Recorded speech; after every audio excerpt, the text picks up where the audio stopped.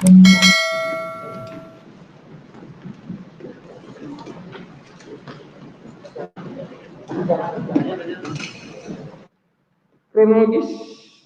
penangkapan. Komisi Pemberantasan Korupsi menerima informasi adanya dugaan terjadinya penerimaan uang oleh penyelenggara negara pada tanggal 21 November 2020 sampai dengan 23 November 2020. KPK kembali menerima informasi adanya transaksi pada rekening bank yang diduga sebagai penampung dana dari beberapa pihak yang sedang dipergunakan bagi kepentingan penyelenggara negara untuk pembelian sejumlah barang di luar wilayah Indonesia. Selanjutnya pada hari Selasa tanggal 24 November 2020, tim KPK bergerak dan membagi menjadi beberapa tim di area Bandara Soekarno-Hatta, Jakarta, Tangerang, Depok, dan Bekasi untuk menindaklanjuti adanya informasi dimaksud. Pada sekitar pukul 00.30 waktu Indonesia Barat, tim langsung melakukan pengamanan di beberapa lokasi diantaranya di Bandar Udara Soekarno-Hatta, masing-masing EP, IRW, SAF, ZN, YD, YN, DES, SMT, di rumah masing-masing pihak, SJT, SWD, DP, DD, NT, CM, AF, SA, MY. Para pihak tersebut selanjutnya diamankan dan dibawa ke Gedung Merah Putih KPK untuk dilakukan pemeriksaan lebih lanjut.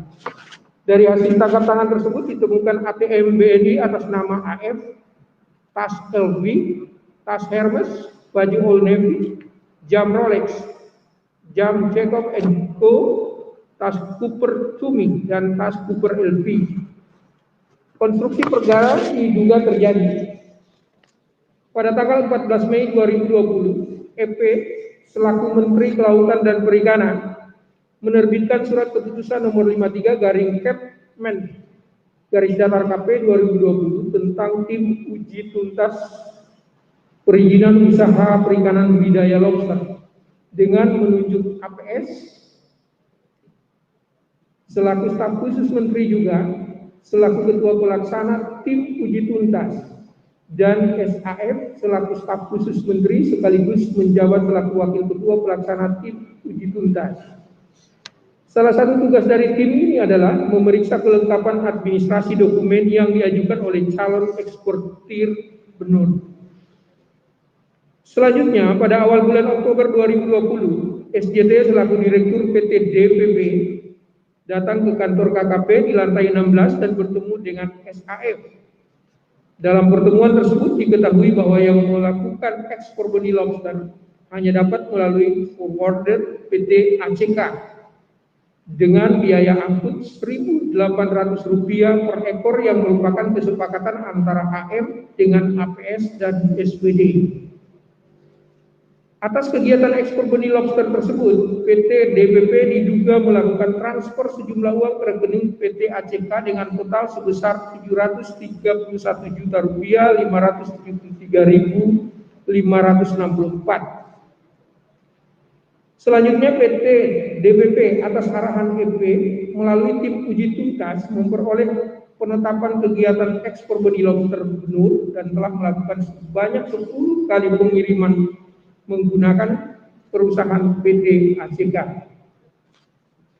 Berdasarkan data kepemilikan pemegang PT ACK terdiri dari AMR dan ABT yang diduga merupakan nominal dari pihak EP serta YSA atas uang yang masuk ke rekening PT ACK yang diduga berasal dari beberapa perusahaan eksportir benih lobster tersebut. Selanjutnya ditarik dan masuk ke rekening AMR dan ABT masing-masing dengan total 9,8 miliar rupiah. Selanjutnya pada tanggal 5 November 2020 diduga terdapat transfer dari rekening ABT ke rekening salah satu bank atas nama AF sebesar 3,4 miliar yang diperuntukkan bagi keperluan EP, IRW, SAF, dan APM. Antara lain dipergunakan untuk belanja barang mewah oleh EP dan IRW di Honolulu, Amerika Serikat di tanggal 21 sampai dengan 23 November 2020. Sejumlah sekitar 750 juta, diantaranya berupa jam tangan Rolex, tas Tumi, dan Ilvi baju Old Navy. Di samping itu pada sekitar bulan Mei 2020, EP juga diduga menerima sejumlah uang sebesar 100.000 US dollar dari SJT melalui SAF dan AM. Selain itu, SAF dan APM pada sekitar bulan Agustus 2020 menerima uang dengan total sebesar 436 juta dari AF.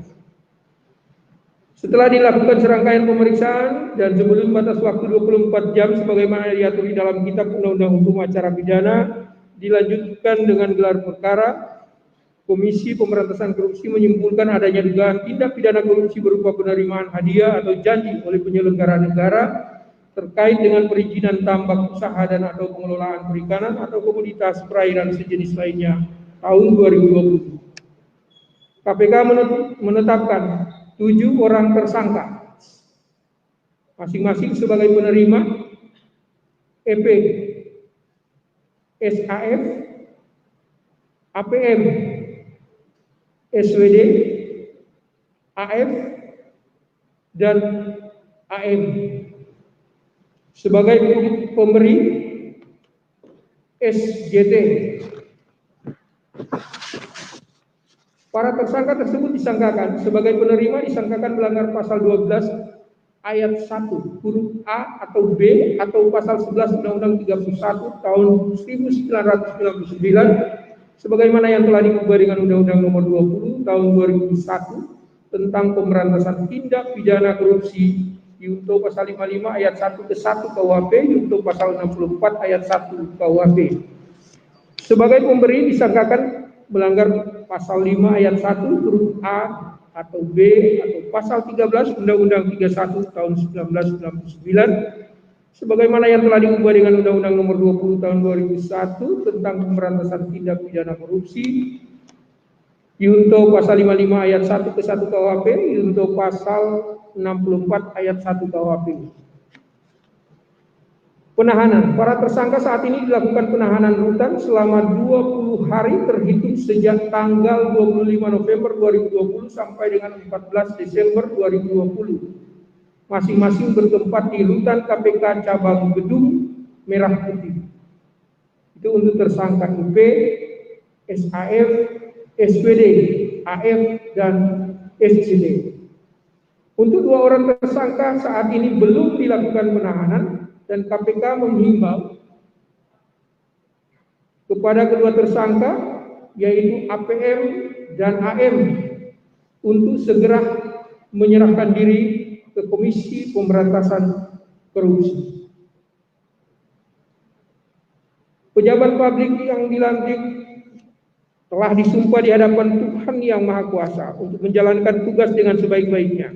Karena itu Komisi Pemberantasan Korupsi selalu mengingatkan agar para pejabat publik selalu mengingat janji dan sumpah tersebut dengan mengemban tugas secara amanah serta tidak memanfaatkan jabatan dan kewenangannya untuk mengambil keuntungan bagi pribadi atau kelompok.